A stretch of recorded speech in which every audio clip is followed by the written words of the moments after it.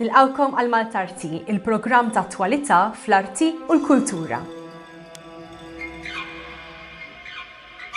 Circuits huwa festival ta' mużika elettronika li jiġi organizzat ta' kull sena mill-Electronic Music Malta. F'din ir-rokna nagħtu titwila lill-edizzjoni ta' din is-sena ta' Circuits. Electronic Music Malta hija għaqda volontarja li ġiet iffurmata fl-2015 u l-iskop kien li grupp ta' innovaturi, producers, kompożituri kif ukoll entużjasti tal-mużika elettronika xtaqu jieħdu l-mużika elettronika f'Malta f'postijiet ġodda kemm virtwali kif ukoll fiżiċi. I'm Luc Houtkamp and I'm the artistic leader of EMM and the Circuits Festival. Away from the comfort zone is a project that we designed when we heard that the corona crisis will make the festival impossible.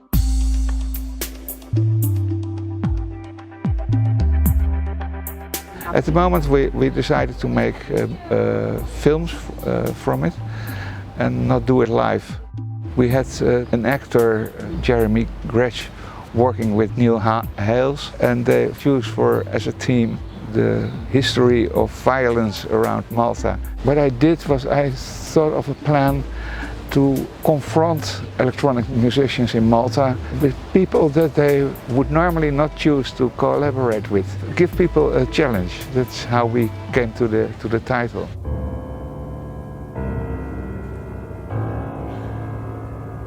So I choose, for instance, Don Williams, a classical pianist, to collaborate with O&J, who is one of the best DJs here in Malta.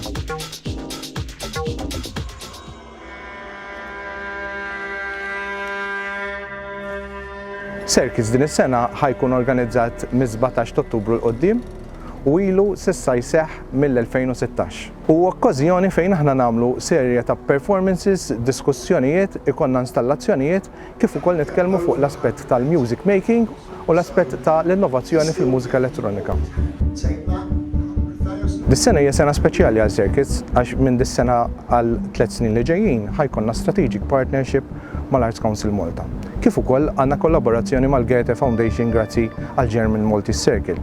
Dis-sena ħan nittrattaw diversi proġetti wkoll u performances innovattivi. Fost l-oħrajn hemm l-Away from the Comfort Zone se jkollna performances minn DJs u producers lokali u se jkollna wkoll parteċipazzjoni ta' Grammy Award nominee mill-Ġermanja li huwa Tom Emmerman. Infatti din tal-aħħar kienet ukoll opportunità biex aħna, grazzi għal Goethe Foundation, tajna l-opportunità lill-artisti ta' Away from the Comfort Zone biex jiddiżinjaw il-ħsejjes tagħhom fl-immersive audio. Jiġifieri qisek tkun qiegħed tilbes il-headphones u tisma' element bħal ta' surround, jiġifieri 3D sound.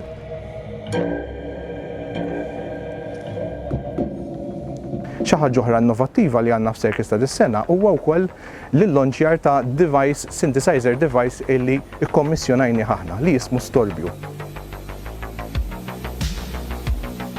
Dan huwa device illi aħna ħloqna permezz ukoll tal-għajnuna ta' dilettant lokali jismu Mike Zezira li jkun preżenti wkoll f'edizzjonijiet passati ta' Circuits, kif ukoll Frank Kakija li huwa wieħed mill-kumitat tal-għaqda tagħna u pionier tal-mużika elettronika f'Malta u dawn flimkien ħolqu dan il-device li huwa dak li jgħidulu 6 voice oscillator u jagħmel ħoss, ġifieri jismu miegħu dan jismu Storbju.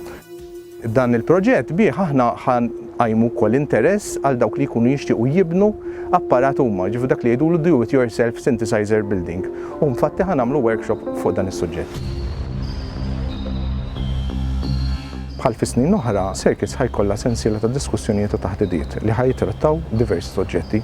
Fost dawn is-suġġetti ħanitkellmu fuq il-copyright fil-mużika, ħanitkellmu fuq l-istorja tal-mużika prodotta f'Malta, ħanitkellmu fuq is-saħħa fil-widnejn u ħanitkellmu wkoll fuq ir-rappreżentanza tal-artisti Maltin fis-soċjetà lokali.